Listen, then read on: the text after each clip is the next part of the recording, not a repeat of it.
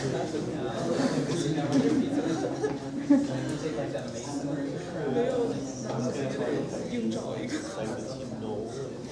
know that.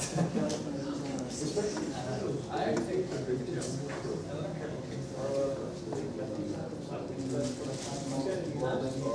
all right, so we want now to talk about the ingredients of the plasticity law.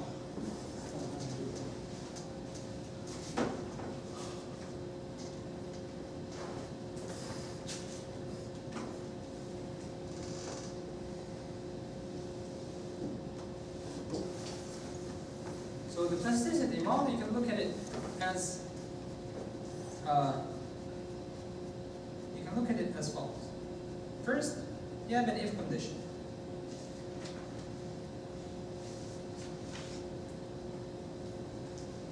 And either yes or no.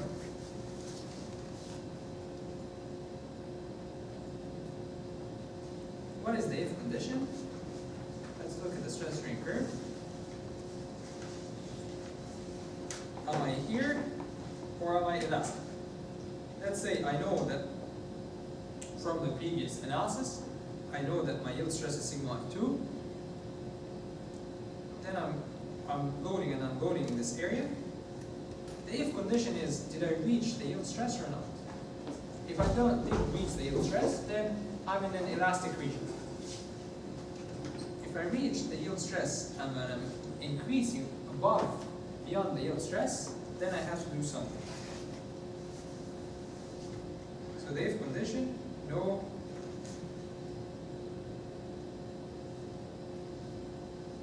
So the if condition is sigma 1 equal to sigma yield. No, then elastic, behave elastically.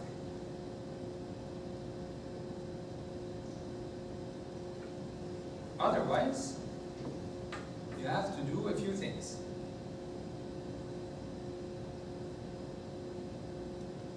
The first thing is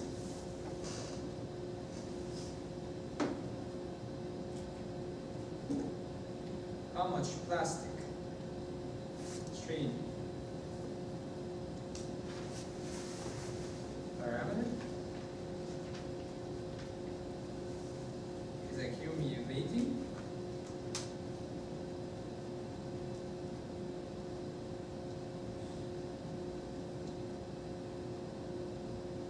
is sigma yield increasing, and see how about epsilon P 22, epsilon P 33, and epsilon P 11, and so on. How about the rest of the plastic strains? Each of these has a name in the traditional plasticity. The if condition is called the yield function.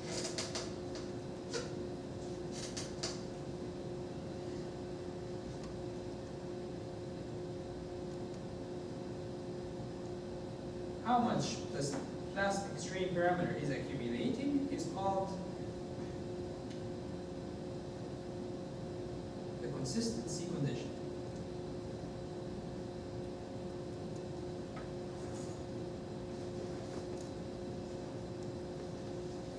Is sigma yield increasing is called the hardening rule.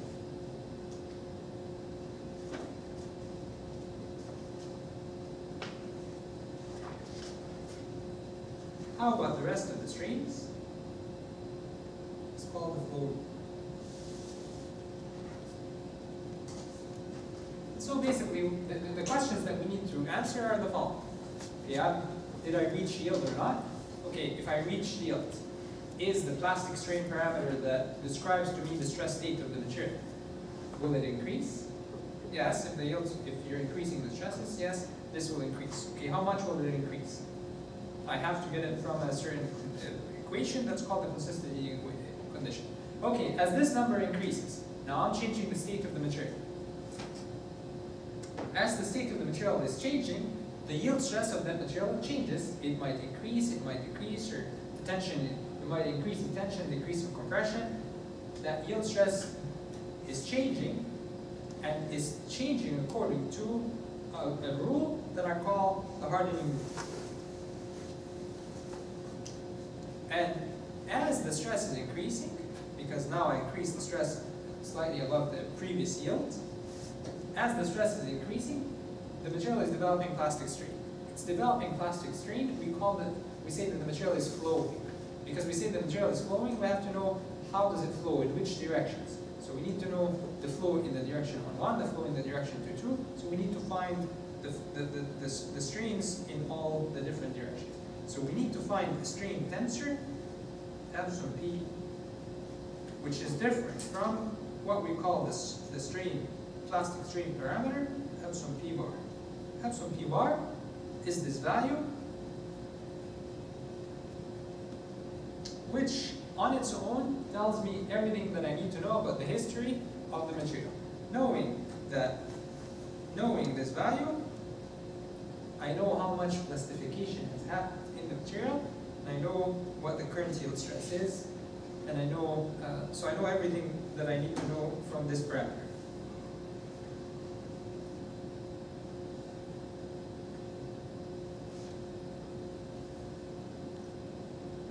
So we're going to do these ingredients, we're going to look at those ingredients in 2 cases. First, in a uniaxial case, and then in a multi-axial case.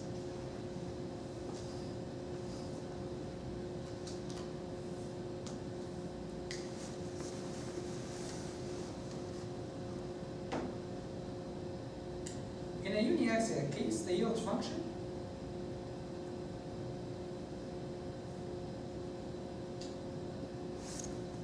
is a function called f of sigma. The yield function states sigma on 1 minus sigma yield as a function of epsilon plastic bar. I know what this is, and I know what the current stress on the material is. If this is less than 0, which means sigma on 1 is less than sigma yield epsilon P, that means in that if condition, I'm in the know. Which means I'm therefore behaving elastically. Because the stress is less than the yield stress.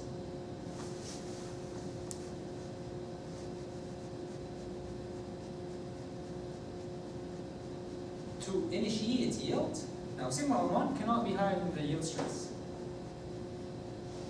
So greater than 0 is not allowed. So this is not part of what we're doing, because I can't have sigma on 1 increasing over sigma. I'm always interested in at the point where sigma on 1 reaches the current yield, and that's initiate yield. And this is what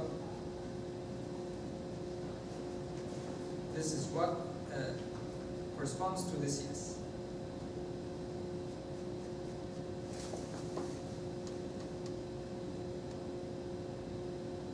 So, as you apply stress, you increase sigma on 1. And so,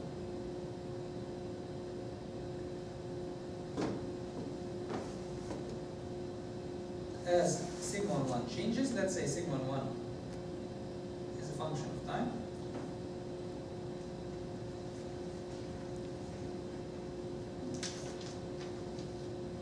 So, as sigma on 1 increases, the rate of change of sigma on 1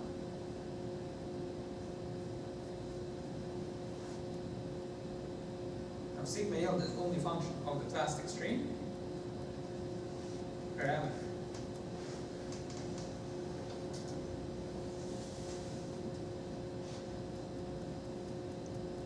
And this is what we call the consistency condition.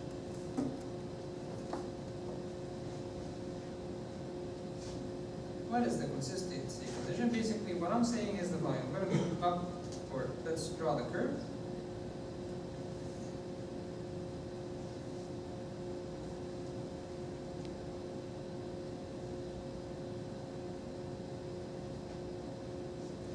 This is sigma yield 1, and I've increased the stress beyond sigma yield 1.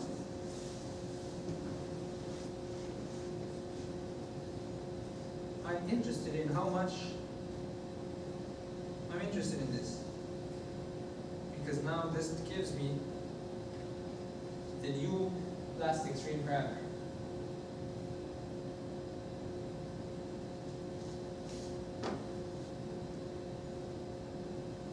Now traditionally, this is written in an incremental form. Delta sigma on 1 is equal to d sigma yield, or minus d sigma yield. d epsilon p multiplied by delta epsilon p. So basically, if I know this slope,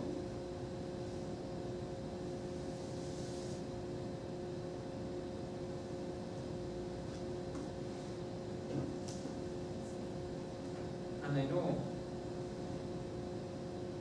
how much the stress is increasing, I can find,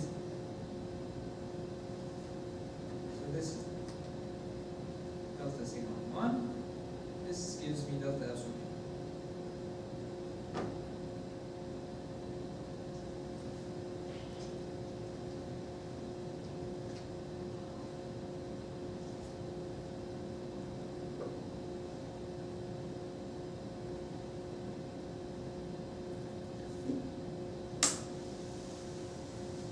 This is the consistent, so this is the function, this is the consistency condition.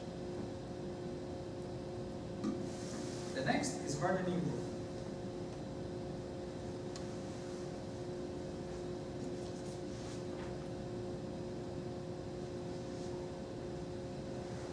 What is sigma yield versus epsilon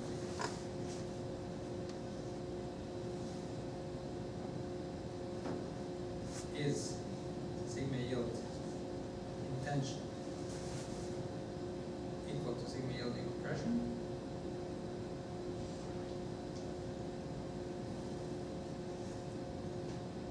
So these questions are the hardening rule.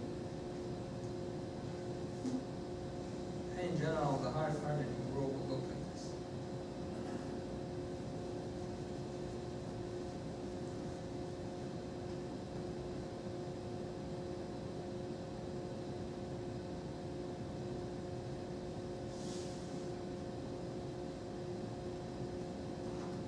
Flow rule. In a uniaxial case, I'm interested in what is epsilon p 1, 1, what is epsilon p 1, 2,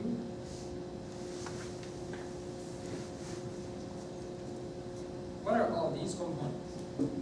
In a uniaxial case, epsilon p 1, 1 is equal to that parameter. That's plastic strain in the direction 1, 1. And epsilon 2, 2 p is equal to epsilon 1, 1 p negative divided by 2.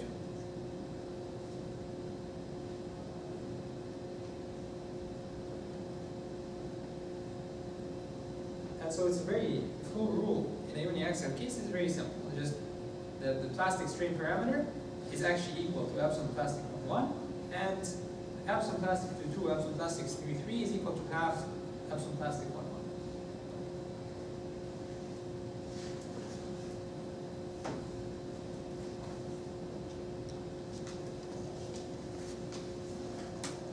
So this is in a uniaxial case.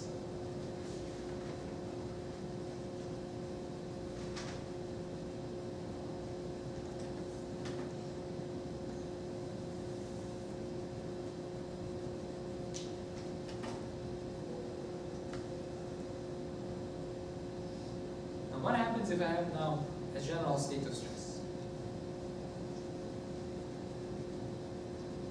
first is the yield function.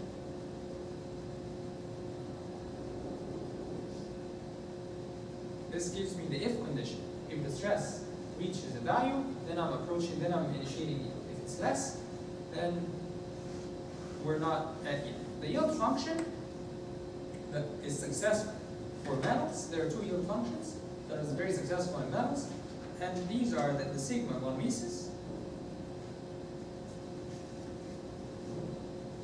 minus the sigma yield. So this is the yield function. If it's less than 0, and we're no classification,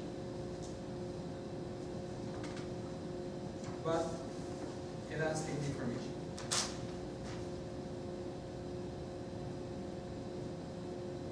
Once the von Mises stress reaches this sigma yield, yes, we're starting to classify.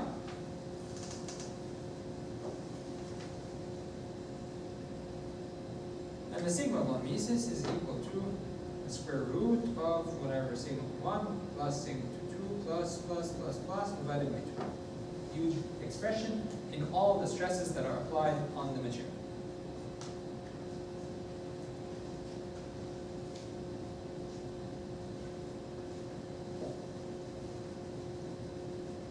Hardening rule.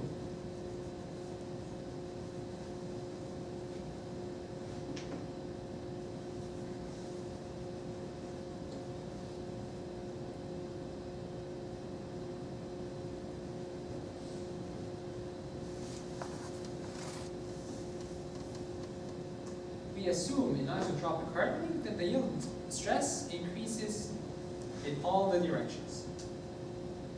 And so we're going to look at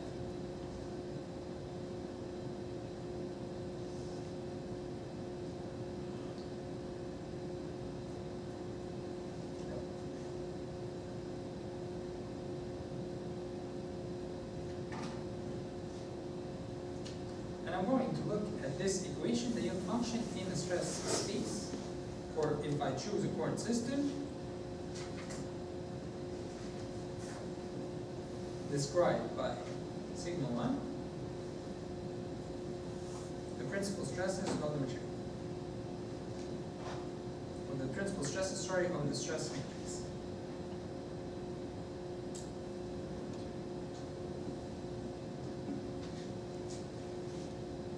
We studied this yield function in chapter 2, and if you remember, this is represented by a cylinder.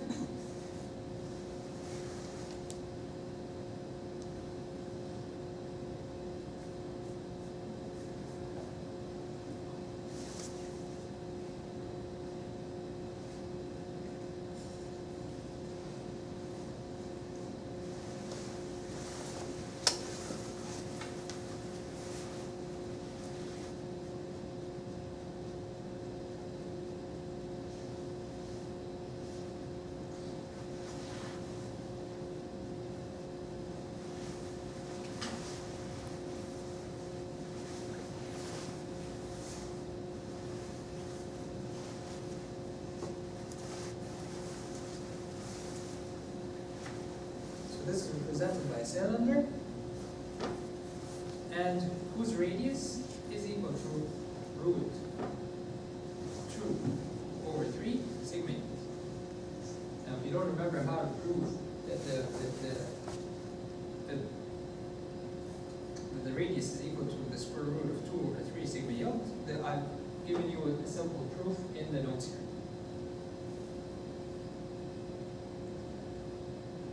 So what you see in front of you is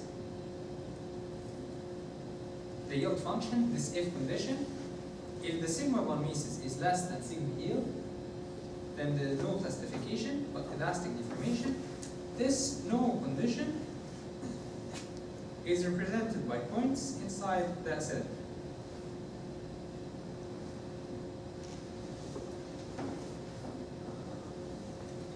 Equal to 0 is represented by a point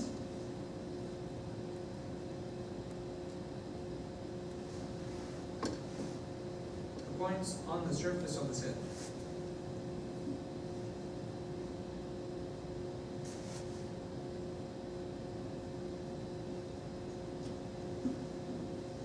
The hardening, or the isotropic hardening rule, tells me how does the radius change if I increase the stress. Now, what do you think the radius, what will happen to that radius for isotropic hardening? As I increase plastification, we call the material as hardened, I'm actually making the elastic region bigger. So I make the nu, since sigma yield 1. Sigma yield 2 is greater than sigma yield 1. Then you get, as you increase, or as you plastify the material, you get a nu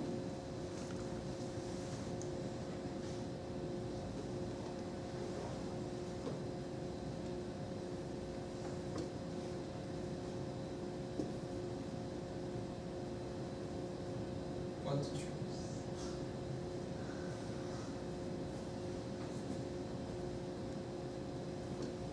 You get a new surface corresponding to sigma yield 2. And this is what we call the isotropic hardening.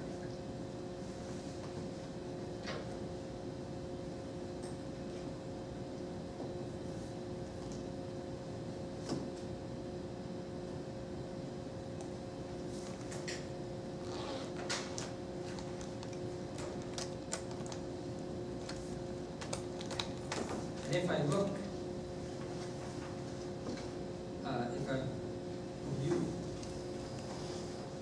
if I look perpendicular to that hydrostatic stress axis, so if I look perpendicular to sigma 2 to the line where sigma 2 is equal to sigma 1 is equal to sigma 3,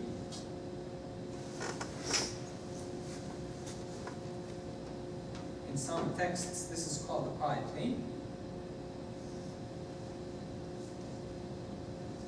If I look perpendicular to this line, you get the initial yield looks like this.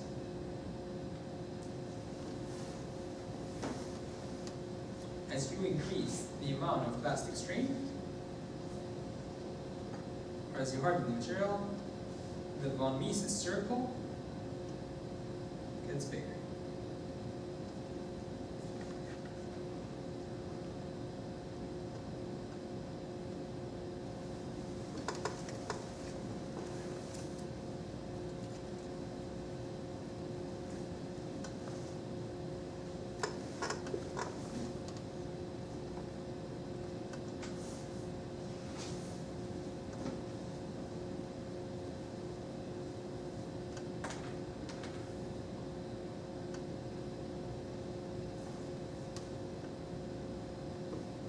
So if I have this curve,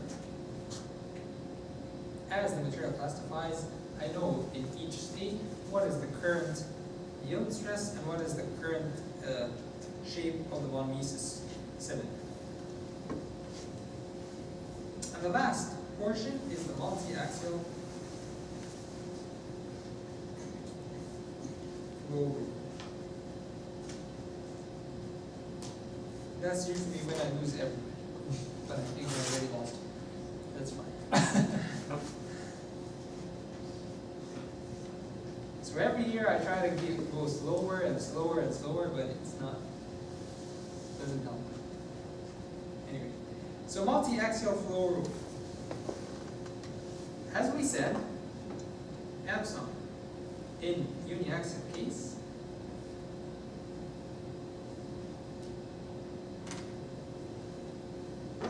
epsilon P is equal to epsilon P over 1, and epsilon P over 2 is equal to negative 0.5 epsilon P over 1.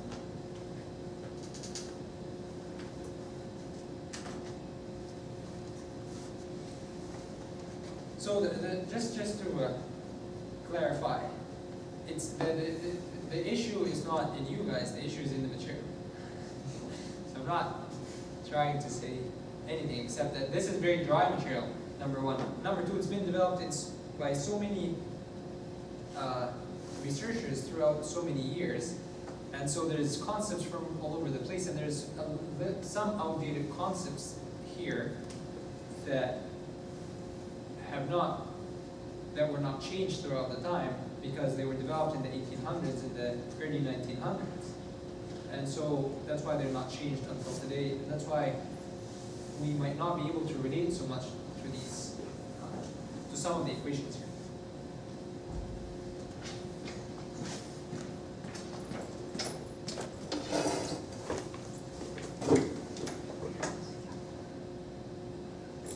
Okay, so now the question is,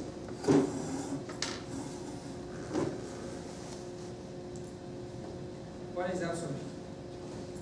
Which is basically, what is this? This is what I'm looking for.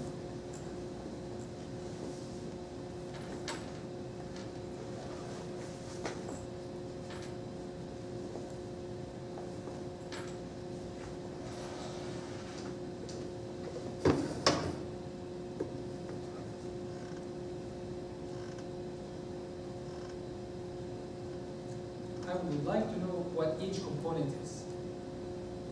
Now, from experiments,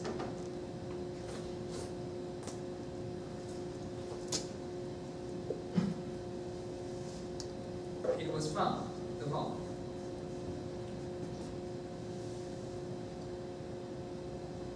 That the rate of increase of the plastic strain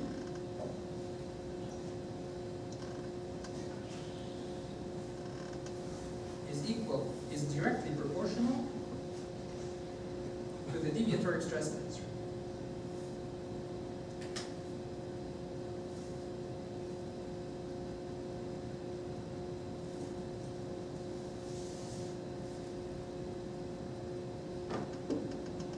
And so an increase in the different plastic strain component, delta absolute V11, delta absolute V12, 12, and so on, is equal to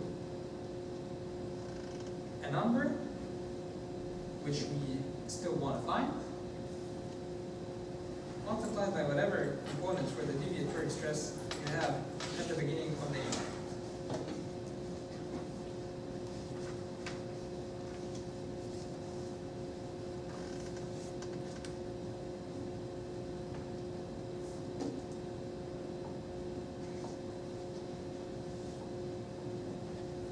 So the component delta ij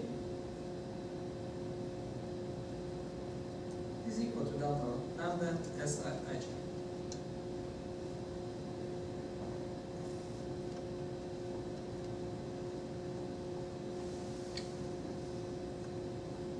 So the question is, what is delta lambda? If I know delta lambda, then I know exactly the flow rule. I know the strains in all, the plastic strains in all the different directions, because I will know the plastic strain matrix.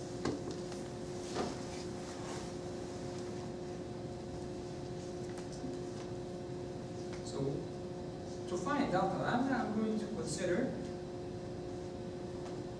the plastic energy dissipated.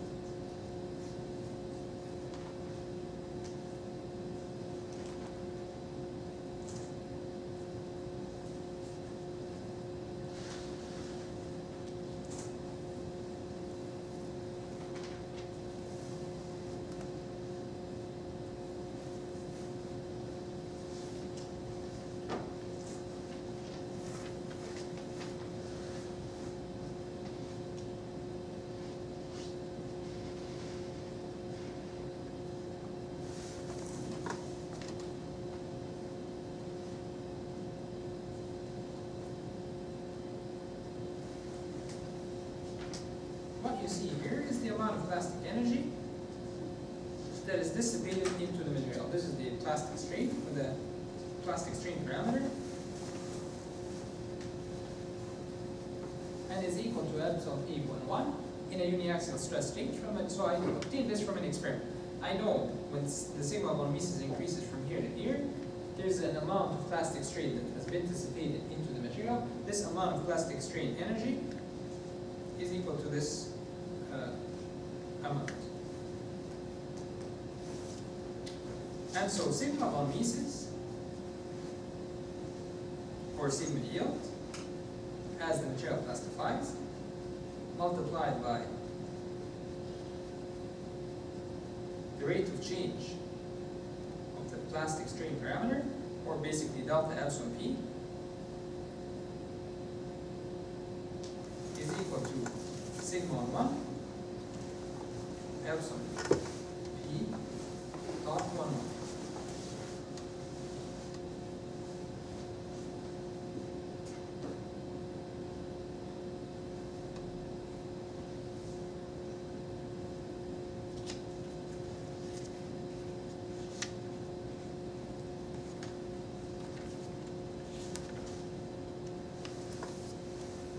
So on.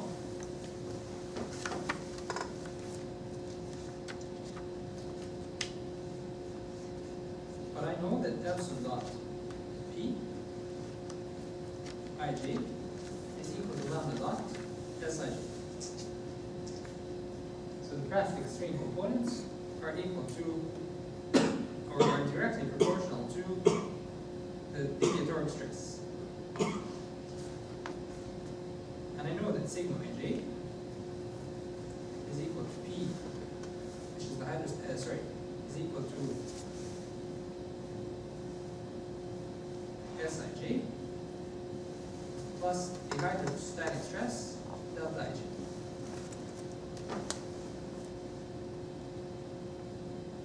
So I'm going to take this and substitute here. This substitute here to get the following. Sigma 1 meses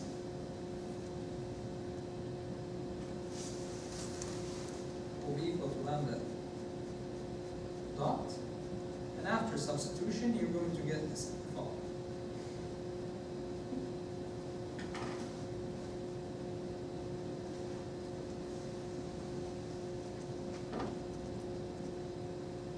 Sigma 1 meses is equal to 3 over 2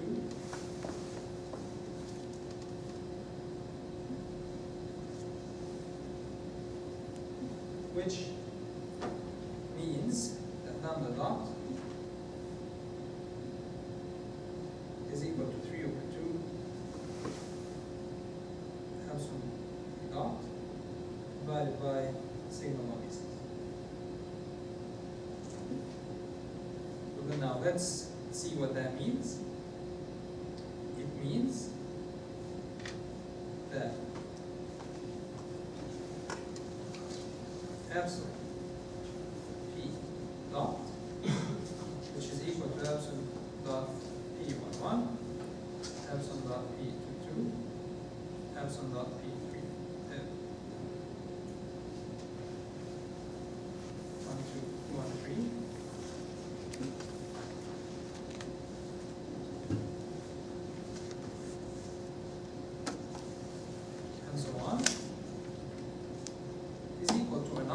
This number is equal to 3 over 2 sigma 1 meses multiplied by how much the strain parameter, the plastic strain parameter increased, multiplied by S11, S12, S13,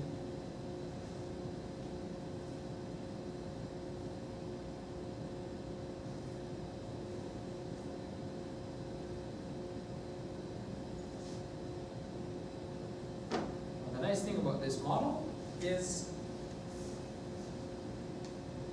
it predicts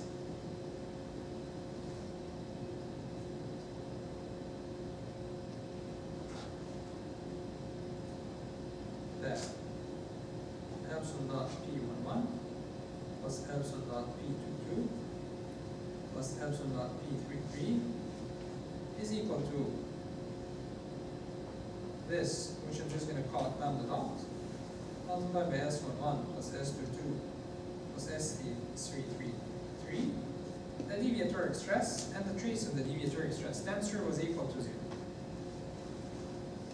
And so this model conforms with the physical observation that the sum of the strain components, the volumetric strain, is equal to 0. So as the plastic strain develops, the plastic strain components, the volumetric plastic strain is equal to 0.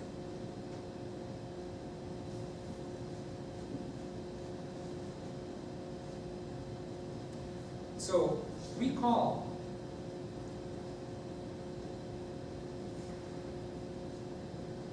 sigma on mesis is called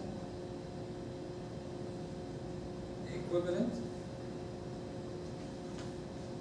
plastic, the equivalent stress, and is equal to 3/2 Sij, where the sum is implied. Epsilon dot P bar, or epsilon, is called the equivalent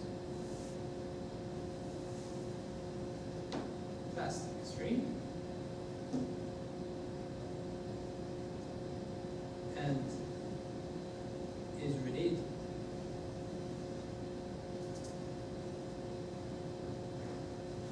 to the difference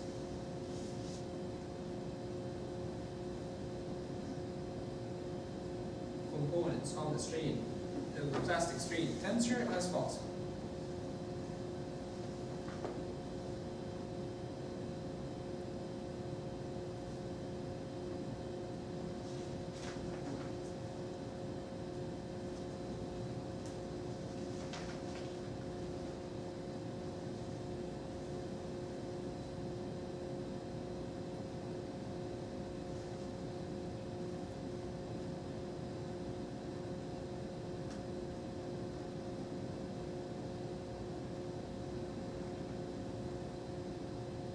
So this is the equation that we just found, which was the different components are equal to this function multiplied by Sij, or this number multiplied by Sij. And I would like to find the relationship between this in terms of those. So I'm going to do the following. I'm going to multiply this by itself, and sum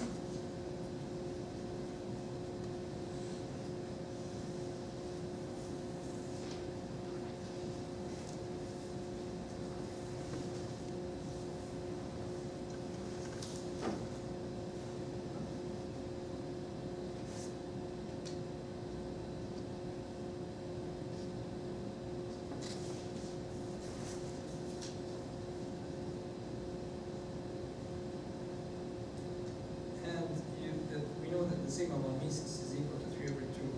So this is 3/2 Sij, and I have here Sij,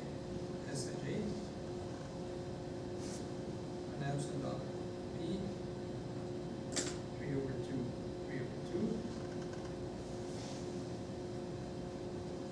This will cancel this will cancel that.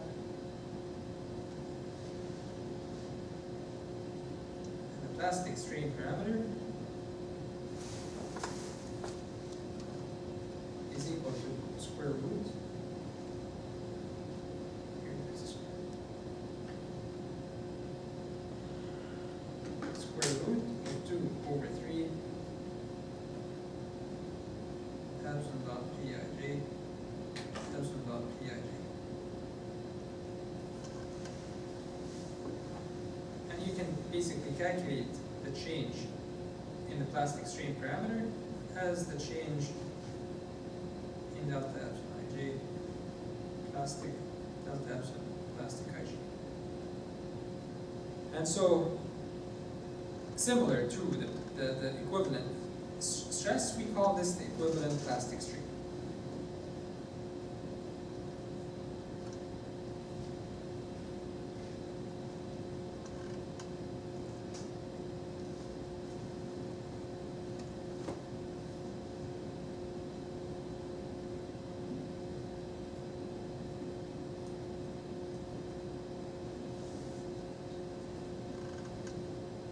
Let's just recap what we found that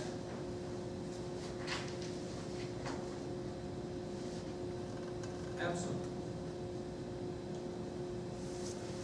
dot ij is equal to the strain parameter multiplied by 3 Sij divided by 2 sigma 1. This is the flow. I'm just going to go up again just to repeat what I said, because this is the important part. From experiment, we found that the different strain components, delta epsilon Pij, are equal to a constant multiplied by Sij. And I would like to find this constant. And to find this constant, I looked at the energy. I took the energy from a uniaxial state of stress,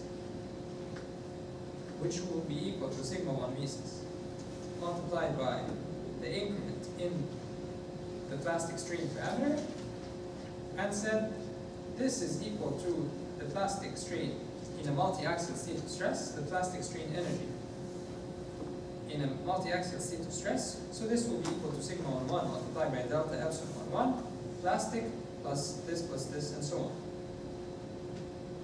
But because I know from experiments that epsilon dot is related to Sij, and that the stress is related to Sij as well, plus the hydrostatic stress, and substituting into this equation, you end up with a relationship between this lambda dot and this plastic strain parameter,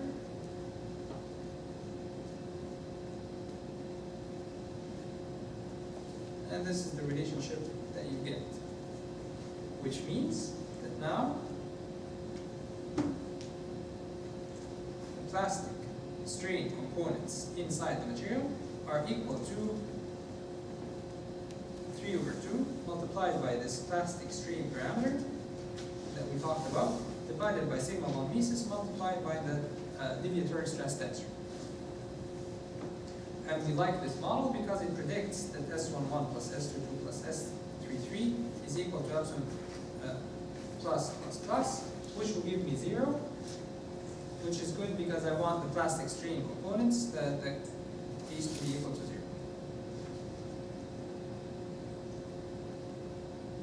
And similar to the fact that we call sigma 1 mesus the equivalent plastic stress and it's equal to this, I wanted to find the relationship between this epsilon plastic parameter and the components of the plastic strain tensor. And I found this relationship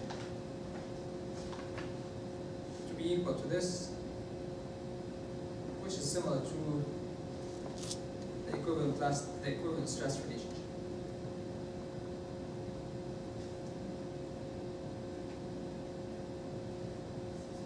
So I'm now writing the relationship again that says that the increment in the plastic strain component is equal to a constant, which is the plastic strain parameter, change in the plastic strain parameters, multiplied by 3 over 2 Sij divided by sigma 1 mesus.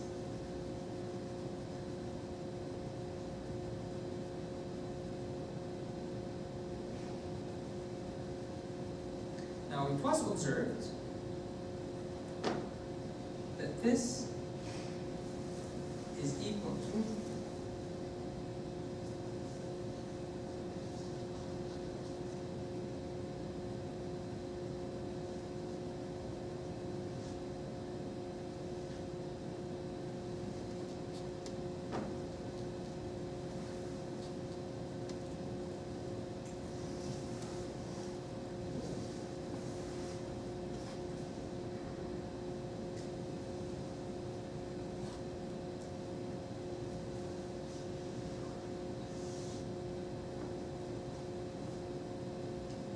observed that this chosen model is associated with the yield function.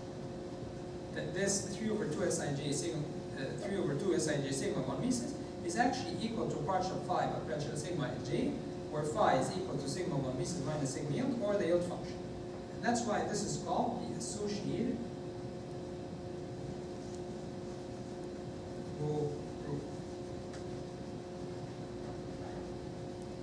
And I think in your assignment, in the next assignment, not the one that's due next week, you need to prove that partial, the yield function, by partial sigma ij, is indeed equal to 3 over 2 Sij divided by sigma 1 pieces.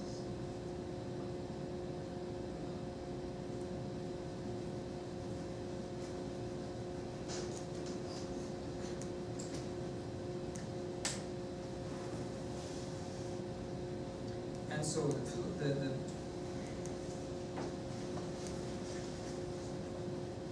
plastic are the components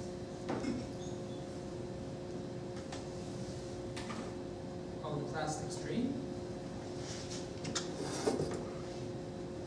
are obtained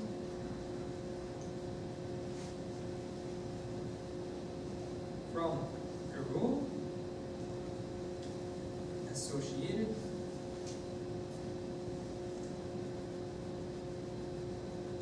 with the yield function.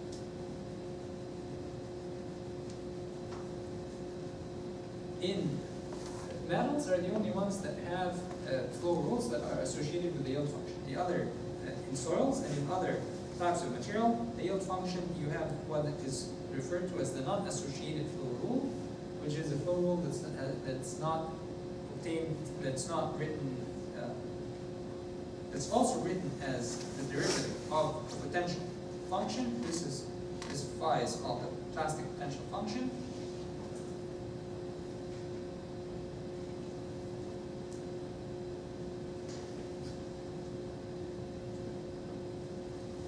In metals, this plastic potential function is equal to the yield function, and that's why we call it the associated flow rule. In non-metals, this is not. This has a different function, and that's why it's called non-associated flow rule. Now, why would you look at it like this? Because in elasticity,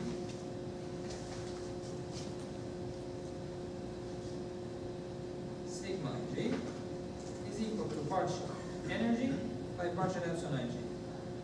And you can look also at it as epsilon ij will also be equal to partial w by partial sigma ij. And this is what we call elastic potential function. This is what you guys were doing in the previous assignment.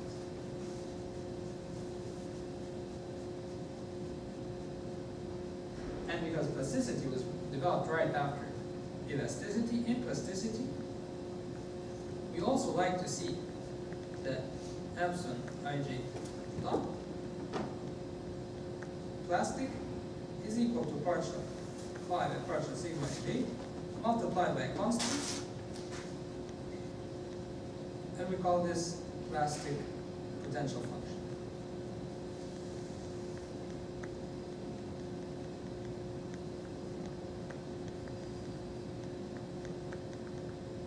And it turns out, for metals, that this function can be chosen as the yield function.